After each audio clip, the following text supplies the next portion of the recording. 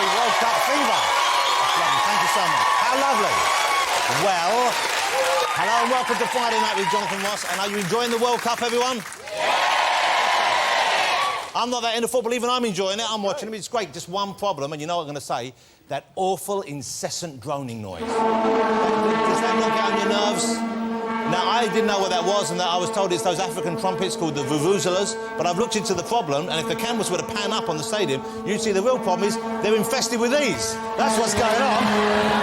That's what it is. That's the problem. Stop it.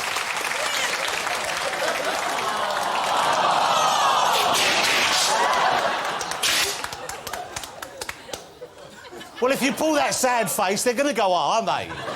You're meant to be a happy bee. No, don't you start again. Oh, sorry.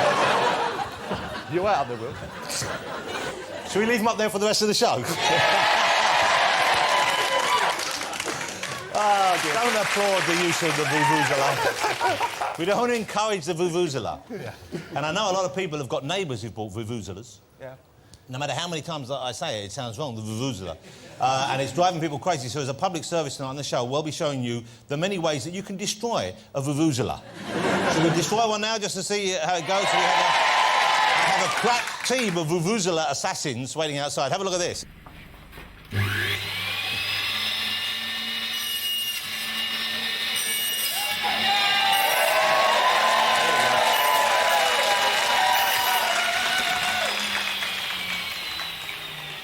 There you go. That's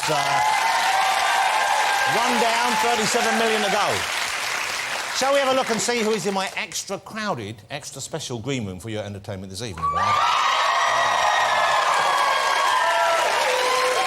It's going to be a great show tonight. My first guest is a minister of the church and a superstar of soul music. He is the one, the only, the Reverend Al Green, ladies and gentlemen.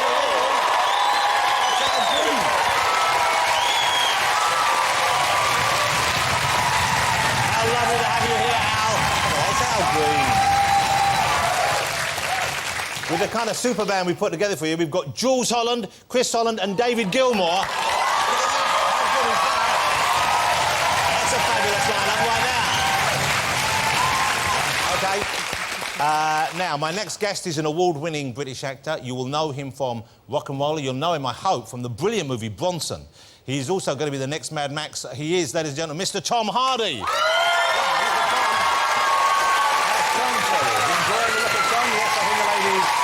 Responding well to Tom. Great to have you here, Tom.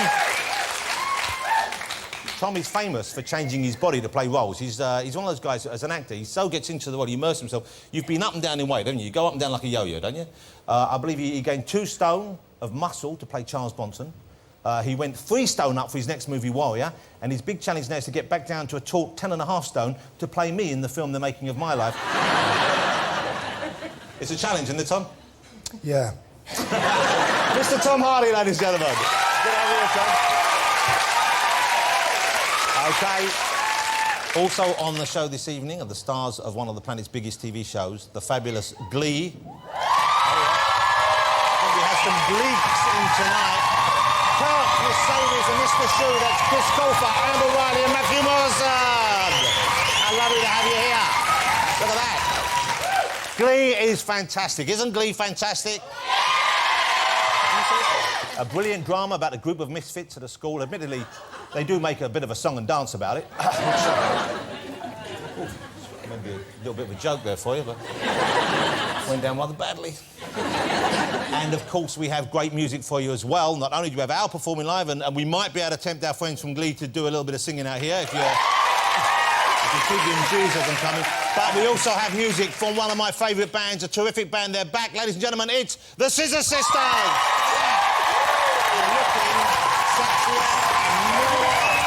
Than ever before. Even the bloke with the beard.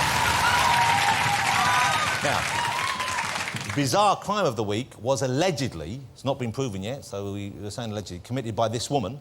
Here she is. Well, she's got the look about it, hasn't she? She's been arrested on suspicion of committing a string of condiment-based attacks on an American library. Okay? She allegedly drives past the book drop box and dumps mayonnaise, ketchup, other sauces into it as she's going past, ruining the books. And here are some of the books that she's allegedly ruined. We have here The Mayo of Casterbridge.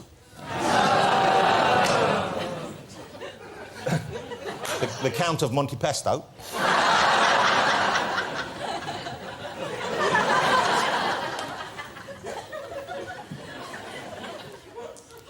It's my favourite one. The Ketchup in the Right. Yeah, and sadly, this one's ruined. You can't read this. I've got the, right here, the picture of Dorian Gravy. Look at that, that's no good anyway. Shall we get my first guest out, ladies and gentlemen? Yeah! I think we should have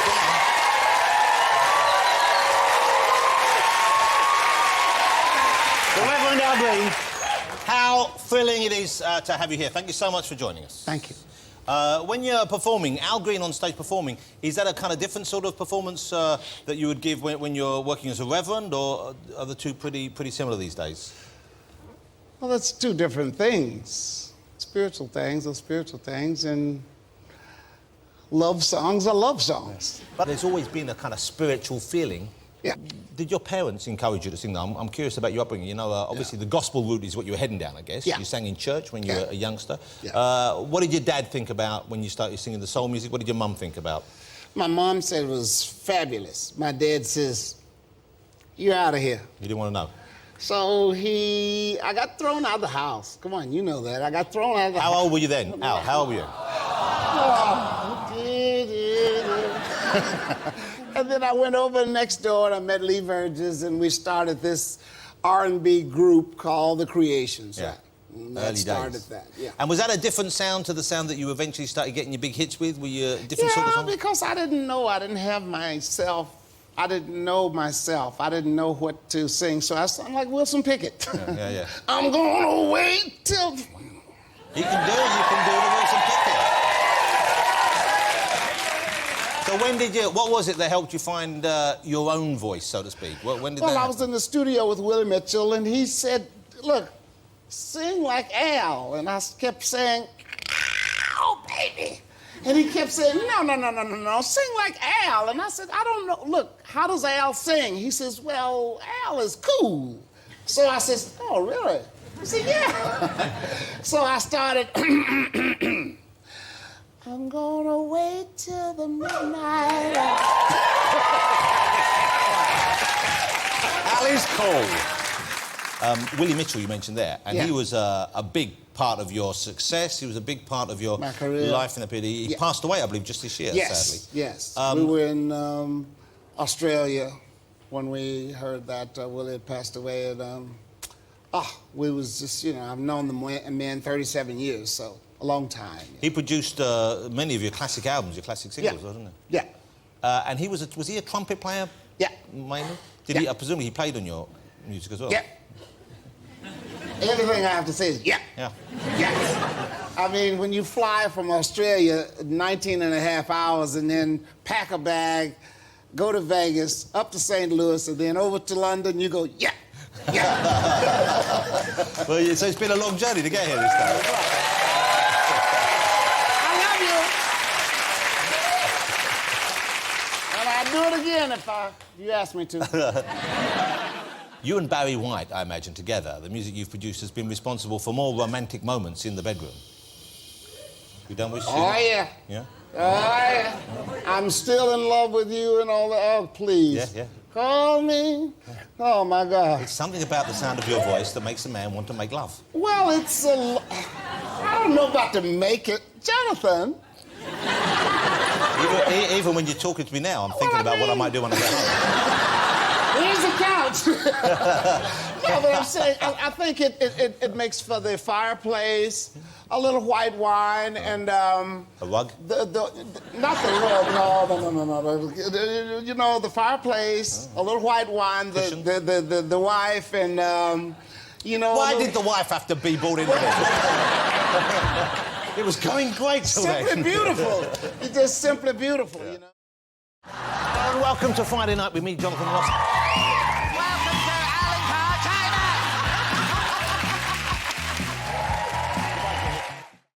You know, you enjoy singing. You like Yes. singing. You like sharing your gift with people. Yes. Which is a lovely thing, because not everyone does. Some people that perform, you know, they like being with an audience and they like their fans, but they don't seem to get a joy from doing it. Has it always been this way for you, or did it change over the years?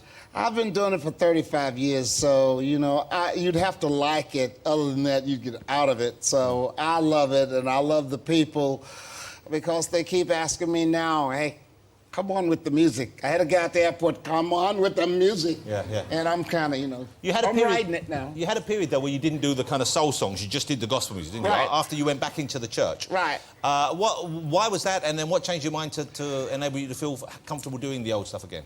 I felt that after being converted, I was wondering, what are you doing? What are you doing? I'm just in the middle of For the Good Times. Take me to the river, and you want to save me? I don't want to be saved. I want to sing Tired of Being Alone. So I didn't know what was going on, and finally I got the answer after meeting Hank Williams' wife, Audrey, the original Hank Williams, and meeting Audrey. It was that if it wasn't in it for the good times, you, this me, wouldn't be here. And Jonathan wouldn't be here. And none of these people would be here if it wasn't for the good times. Somebody had to fall in love. Oh, you mean the actual... So the ideas in the songs seemed valid to you again. It was... Right. I see what you're saying. Yeah, because if you don't have to fall in love, you don't have the time to somebody to think that Jonathan is worth taking care of. And he is. Yeah, and he is. Well, I mean, you're going to have these moments where... That's right. So it's going to be important for you to think of God as the whole, because I bring people together, family, children. Hey, you mentioned For the Good Times. For the good times. You've dropped in a song. Would you just give me a couple of lines For the Good Times? Because I love that song. For the good times. Put your head... Lay your head. Lay your head upon my pillow. Ah, listen to that. Listen to that. That's incredible. What a song. I'm going home right now. I've got to get started. He's going home to get started. That was it. What an incredible Thank sound you can make there. The 70s was a wild period for you, I guess, because that... Yes. Finding fame, finding success. Yes. Which had eluded you before, and you were still a young man. Yes. You had a crazy period. You were a bit wild for a while. Yes. What was the? Well, look how cool you look there, though. Champagne. So you were. Well, I'm reading, and so that's what that's all about. It's your reading outfit. But I was I was champagne and girls, and you know. Just generally the excesses that were available, and I guess everything was available. I mean, when you're that successful. There's a lot available. Yeah. A hall full of girls. Yeah. So happy memories, even though I guess you wanted it to come to an end. I love the way. Yeah. Everything about that is So a great thing to experience. Right. But it had to stop. You have to grow up, you know. Yeah. Now, let me ask you about being a minister. What are your, as a reverend, what are your kind of duties entail? What do you actually do for the church as a minister? I have to bring forth the message. I have to christen kids, little babies. Wow. I give the sacrament.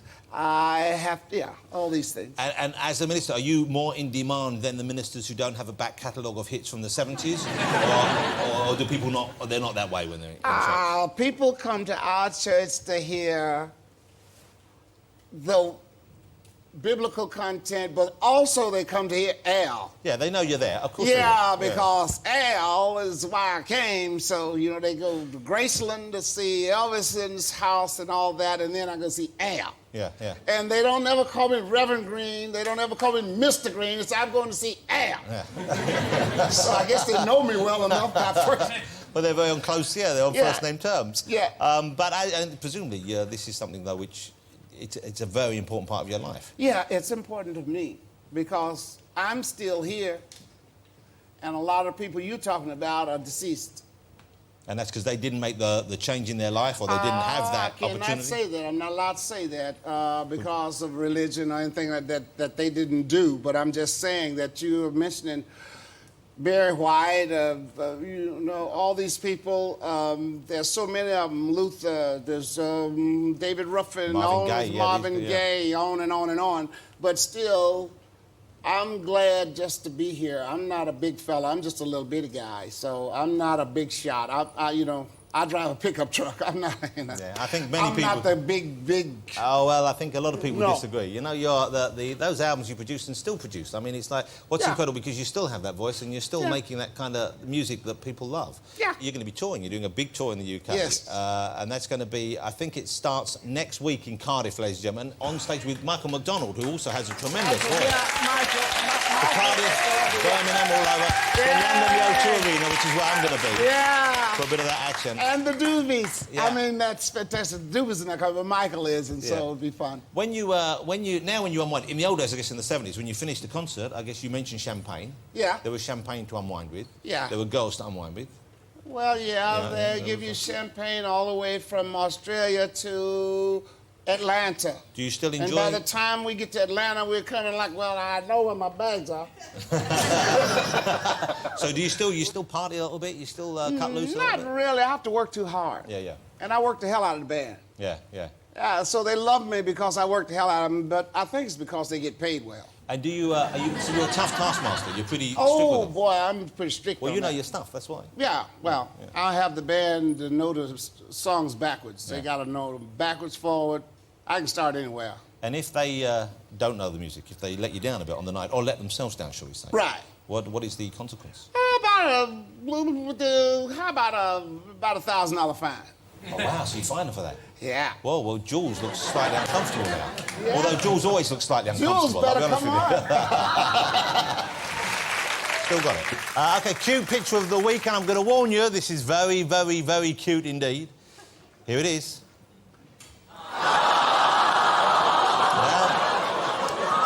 Well, I warned you. I did warn you. A little pig in wellies. It's a piggy wiggy in ickle jelly wellies. Look at that. That is a cross between cute and delicious. It's cute-alicious. That's what it is. And you know what's great? It's because of those wellies. It means it can get itself up onto the barbecue despite the weather. Doesn't matter if it's raining. They're non-slip. Shall we get my next guest out, ladies and gentlemen? He's one of the most brilliantly gifted screen actors of our generation. Ladies and gentlemen, it's the fabulous Tom Hardy. You know, Tom, I like to think some of those whistles were for you as well. So would I. I'm very excited you're on the show. Genuinely, I'm very excited. sorry, but how good was that? Al Green. Unbelievable. That was incredible. I've listened to that song so many times, and then to see it live was incredible. You enjoying the World Cup? Are you watching the football? Are you a football fan? No. Well, see, I'm not a big fan, but I'm getting into it. I'm enjoying it. Who would you like to see win? England. Yeah, of course you would. Of course. What about the vuvuzelas? Have you heard those been played? No, I heard one tonight for the first time. You haven't heard it before, so you haven't been watching any of the matches? Have a listen. That's quite... How annoying is that? That's good. It's all right, I can handle it. That would still work. OK. Where are you from, Tom? Where's your accent? Because your accent's quite hard to place, stuff like It is. I'm from a state of grace called Mortlake in suburbia, East Sheen, SW14. So it's kind of South London, but it's... But not really sort of cool South London. So it's a posher part of South London? Yeah. OK. But you've got a London accent, but it doesn't sound South and sound East. Yeah, I'm a bit of a mongrel actually, because I pick up accents and sometimes I don't know how I'm going to sound until I start speaking. Well, that must be a very good thing, I would have thought, for an actor to be able to pick up accents. But you do this deliberately, I guess, or is it? I don't know if I did it deliberately. Just like by osmosis, I'll change my accent. So when you play a part like Bronson, for example, I don't know if you've seen Tom in Bronson, 'cause it was a low-budget movie. It was a pretty small-scale movie in some ways, wasn't it? But an incredible piece of work, and I thought it looked brilliant. But you were tremendous in it. What a performance and what a role to have. His accent. you met the guy, you tried to do his voice the way he speaks, or was this just your version of him, your idea of what he should sound like? Funny enough, actually, it was how I imagined he would sound when I first read the film. It is a strange accent. How would you describe that accent? Where's it? It just reminded me of a strongman at the fair, you know, the old school... It's like vaudevillian almost. It's a performance totally, kind of thing. totally. Come on up, ladies and gentlemen. It's not quite the way but it's got a slight Luton Yeah. twang on it as well. A Luton twang. Whatever that is. Okay, yeah, whatever that is. Yeah. Now, Charles Bronson, the man who you play in the film, isn't Charles Bronson, the movie actor, of course. He's a fairly violent, convicted criminal who adopted that name himself. You're like the go-to guy for... Nutters. Yeah. You do seem to be able to tap into that kind of odd, kind of calm, followed by unpredictable violence. Rather distressingly easy, I think. I mean, is this something this is just something you're comfortable around or with, or? Yes. But you're not yourself a violent man, I'm sure. No. But I think what's interesting is that I know what frightens me, you know, and also I have a compassion for certain an understanding of certain erratic and unpredictable behaviour. It doesn't always manifest itself in violence, you know.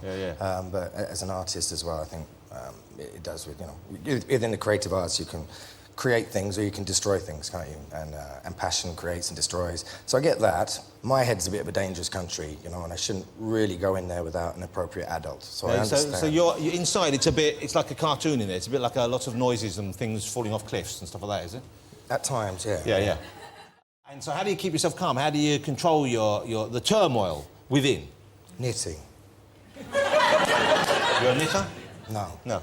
But you say this in jest, but I'm thinking of taking up knitting. Have you Actually, no, I was thinking about that because a lot of people do that on film sets. They knit. Would you start with knitting, do you think, or crocheting? What do you think you'd start with? I don't know where to begin. You see, at the beginning, I'd have to learn whatever the first thing was. We could get a teacher. We could. We could make it a project for the summer. Do it. What would you like to knit first? A hat. No, it's too boring. Gloves. No. A cat. Possibly illegal. Sorry? A vuvuzela. It's a remarkable film. Well, that is an impressive set of guns you're sporting in that clip. So you bulk up for part of that, you get fit. How do you train for part of that? And then when you want to lose the weight, what's your secret? Well, there's sensible ways, right? And then there's naughty way, you know? And that was naughty way, to be honest. Well, does that involves the substitutes and that kind of thing? Substances and injections? No, chocolate. And like... Sorry, man. I thought you meant the steroid use. No, thank you. No. Chocolate, man. And like, and lots of pizza. And carrying my friend Peanut up and downstairs. So we had 5 weeks. Hold on. Look, I know you won't think to look at me, but I eat chocolate. I enjoy pizza. I don't look like that. You do. This arm is much more developed. Than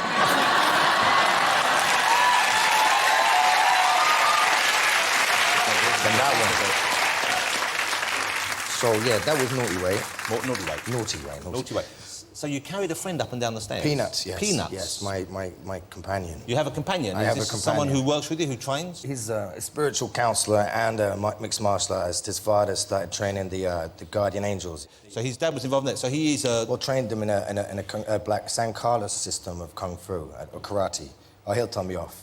So is Peanuts here this evening? He is, yeah. He's Peanut is in the house? Yeah, he is, yeah. He doesn't mind me calling Peanut as well, does he? No. Because I don't think he sounds like someone you'd want to upset. No. Oh, there's Peanut. That's Pete. You know what, I think I'll start by calling him Mr. Peanut. I'll start with be a bit more respectful. Yeah. So, Mr. Peanut, he's training you at the moment, is he? Yeah, he is, yeah. He's my best friend and he's my son's godfather as well. Wow, how lovely. You know. I love Pete. Well, Peanut, nice to have you here, sir. OK, if you want any tips, I've got a few moves. He's always on the lookout, though. Is he? I bet he is. So he's training you at the moment. What's he training you for at the moment? What's your next thing that you're doing? We're doing Mad Max in Australia. Hang on a second. He's going to be Mad Max, ladies and gentlemen.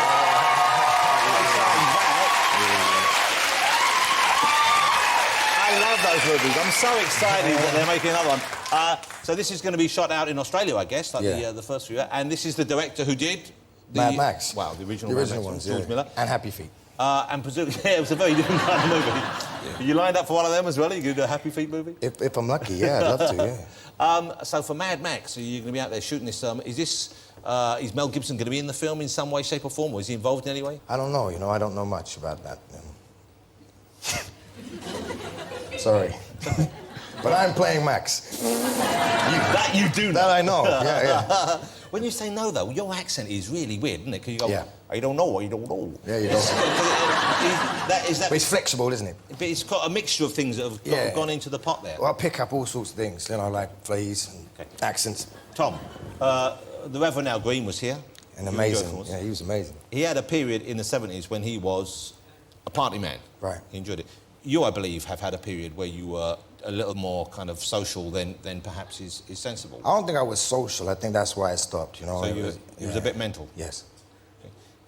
How would this have manifested itself? What, on a night out with you, back when you were less controlled, how would it have begun?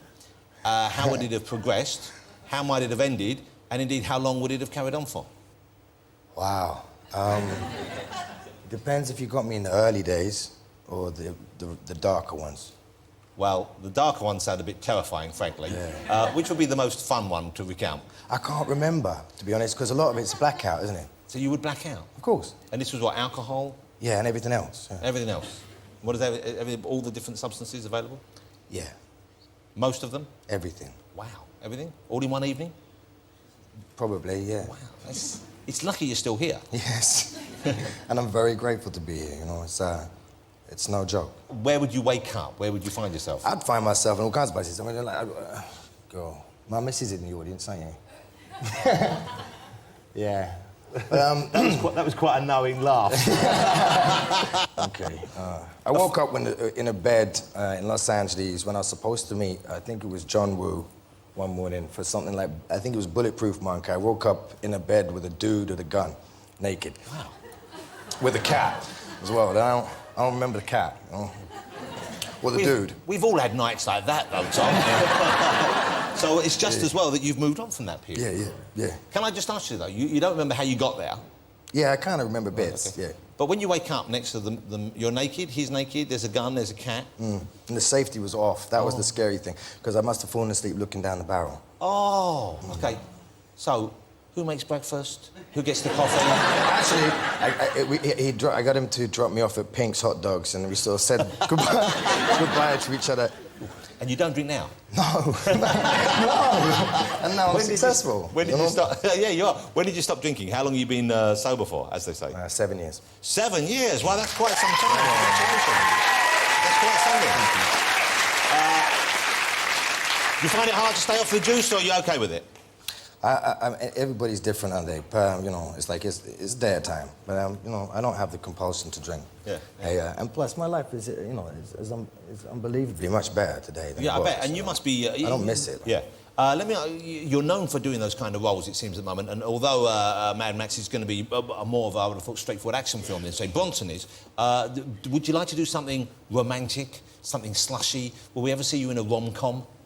I got to earn my pipe and slippers and cardigans, you know. Like, this is the zenith of my attainment would be to be in a rom-com and actually be passable, you know, and do a good job. So, yeah, I would love to do that. Well, you're a good-looking man. I mean, you've got wonky teeth, but you're a good-looking man. Well, no, he knows you've spoken about your teeth, I know. Yeah, Is there pressure to fix your teeth? Do Hollywood want you to get the... Because everyone has those kind of... Most American stars have that kind of wall of white when they open their mouth, you know, the kind of cowl fence of white teeth.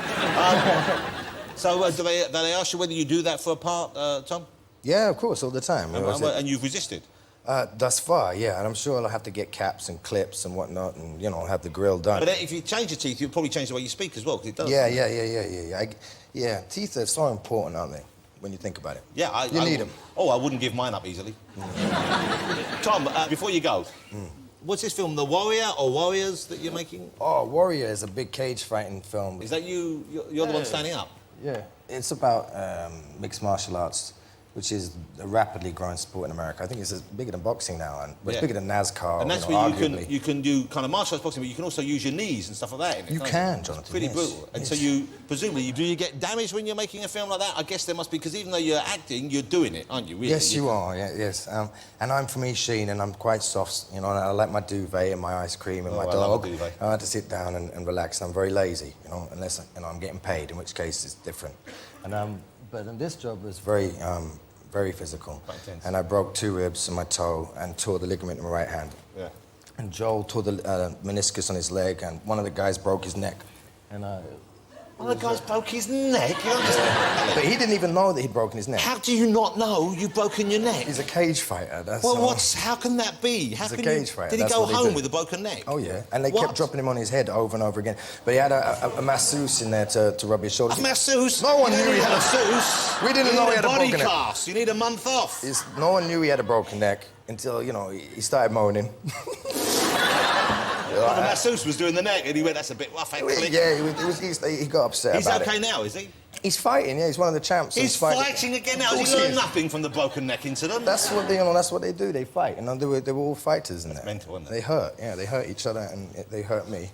But you know what? Although it's pretty horrible, I bet it's a great film. I bet it's an exciting movie. I and we hope like so. those kind of I hope movies. so. I think it's going to be good. It's like, you know, Rocky I was the am deer hunter. very excited to see you doing so well because I think you're tremendously talented, gifted, and obviously you apply yourself. You're an intelligent actor, and you Thank you. deserve the success. And you know, it's great that you got your last shot. Thank you so much for coming on the show. I'm a big fan. Mr. Tom Hardy, ladies and gentlemen. Thank you so much. I appreciate it. Really appreciate it. Do that for me. Okay, cheers. Thanks. Tom Hardy. Please welcome Christopher, Amber Riley and Matthew Morrison. You know them better, I'm sure, as Kurt Mercedes and Mr. Shue from Glee. Thank you so much. Ladies and gentlemen, I'm so excited to have the 3 of you here. Thank you. Well, I don't care who knows it. I love Glee, you love Glee, you all love Glee, don't you? You all love Glee. What a great show. Congratulations on making such a great show. Did you have any idea it would be as huge as it was? I'm sure you hoped it would be big, but did you think there'd be this many people into that kind of singing, that kind of music, those kind of dance routines?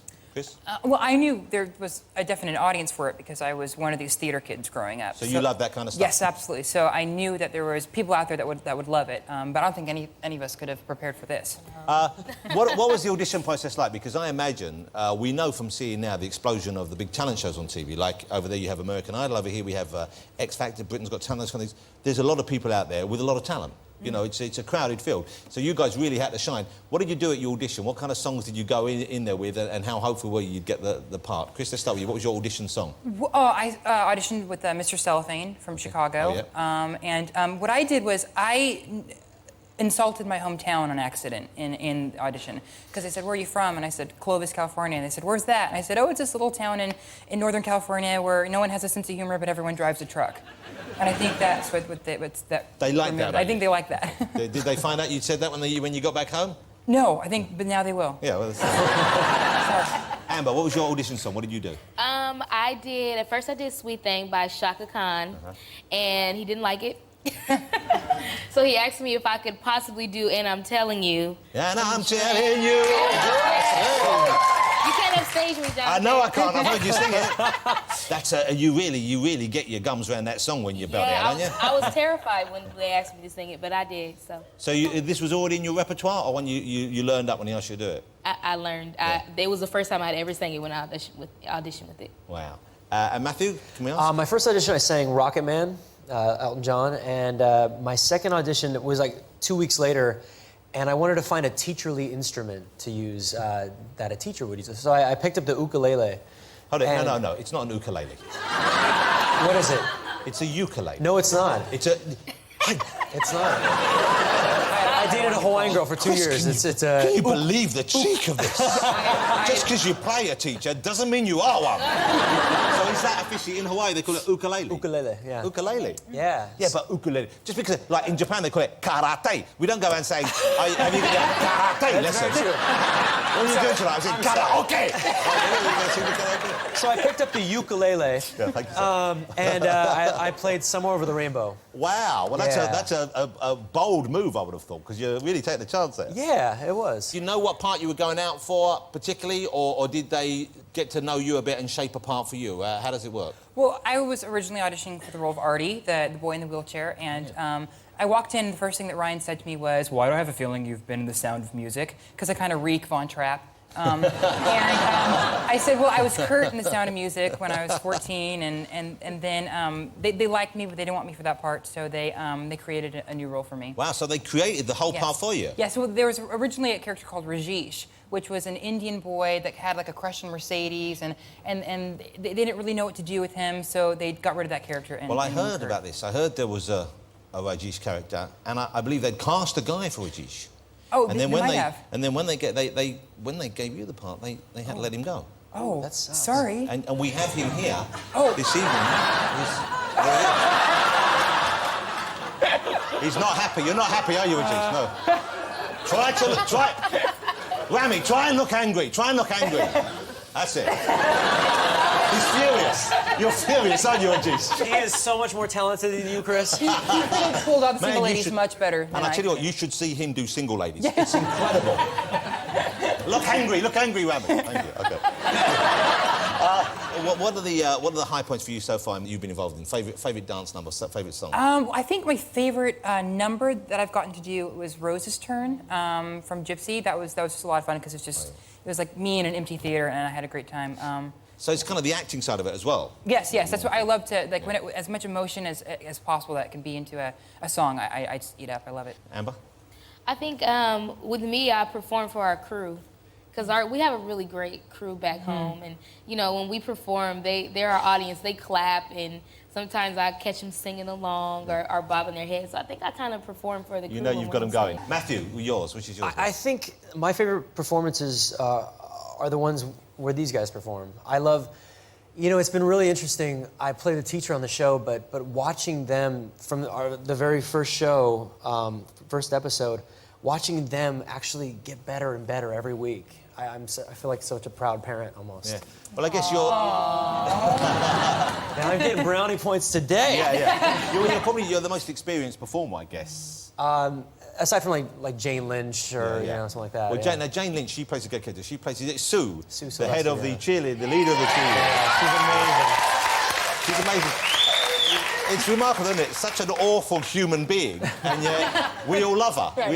What is it about that we... And I'm sure she's not like that on the set, but what is it about that character that people respond to? Because they love her, don't they? She's despicably delicious. I don't know, because I think everyone kind of has that inner... She says whatever she's thinking. You know, they just write brilliant lines for her, and I feel like it's... You know, everyone wants to say those things sometimes, but no one does, and she does.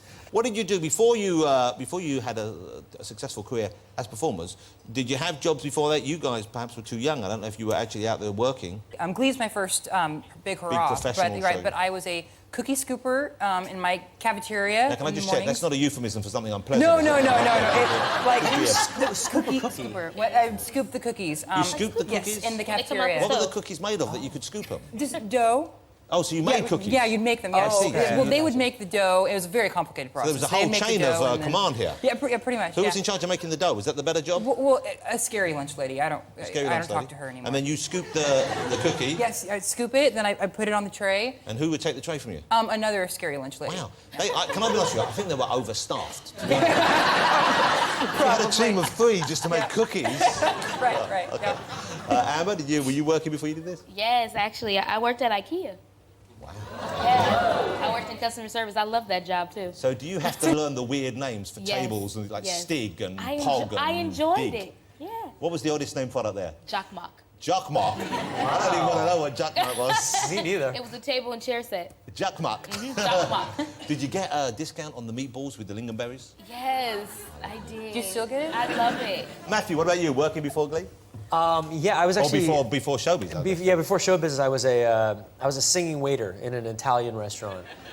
And the most fun part was hanging out with the cooks I was going to say backstage. You know, in the kitchen. I love the fact that even though you're waiter, you were thinking, I'm on stage. This is it. Yeah, okay. So we used to... we had a lobster dish, and before when the lobsters were still alive, we'd put them on the floor, and we'd race them, and we'd bet on them. And then they would go. I know, it's awful, right? Well, you say awful, it wasn't as bad as what was coming next. I think if I was a lobster, I'd rather be winning a race. Because presumably, the one that won, you set it free, I imagine. No. Oh. I know. Yeah, we did. Yeah. Does anyone know what these are? Size. Those are size. Anyone here know how to use a sai? Chris apparently is quite an expert with these. Is this correct? I'm kind of a ninja, yes. Would you mind showing us a little bit of ninja? Sure. Please don't do anything with anyone. Like, hide? I'm scared. These are called, what are they called? They're called sai swords. Sais, but also you can say, sir, if you wish. That's the correct Japanese pronunciation. They don't let me do this on talk shows in the States. We probably shouldn't let you do this here. What are you going to do? Do we need to give you some space? I just have tricks that I can do. Wow, look at that. I've seen him mutilate a lap, people. Amber doesn't let me do this. Just so we know, roughly where are you going to throw them? Just so people know what's coming. Right at audience member Right in the middle, 3B. Okay.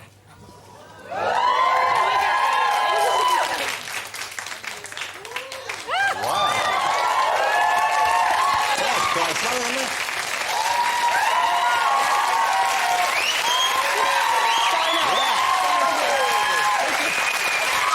Like a young Bruce Lee. Fantastic. That's quite... Wow. It's surprisingly easy. I think you should show Peanut some moves. You should get Peanut over That's a here. cage fight I paid to see. That was... how did you learn... Where did you learn that, Chris? Oh, it's just something I wanted to do, and I bought them off of eBay and kind of taught myself. You're not allowed to walk around them, I guess, are you? Well, no. I have a carrying case, and I actually bring them every day to set, and I practice in my trailer. Now, see, this is surprising because Tom Hardy, who you would think would know about that, he's thinking of taking up knitting on the set. And you're the one with the killer blades in your bag. It's been a joy having you on the show, and I'm so delighted we managed to get you on the show because from the first episode I saw, I thought, this is going to be one of those shows that I watch every week and I'm going to adore. And, it really has proven to be the case. That's why it's huge all over the world. You guys know that you're making something special, and I hope that you continue to do so for some time. Ladies and gentlemen, we're lucky to have here the cast of Lee. Thank you so much. Thank you. Thank you. And thanks for the display as well. That was beautiful. Thank you. It's been great to meet you. This is lovely. Thank you very much indeed. Well, thanks to all my guests tonight. Of course, Chris, Andrew and Matthew, Tom Hardy, and the fabulous The Reverend Al Green. And welcome to Friday Night with me, Jonathan Ross. Welcome to Alan Carr, China!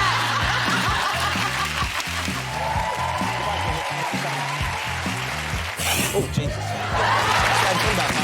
Oh, I've just been... Oh. Don't patronise me, Alicia.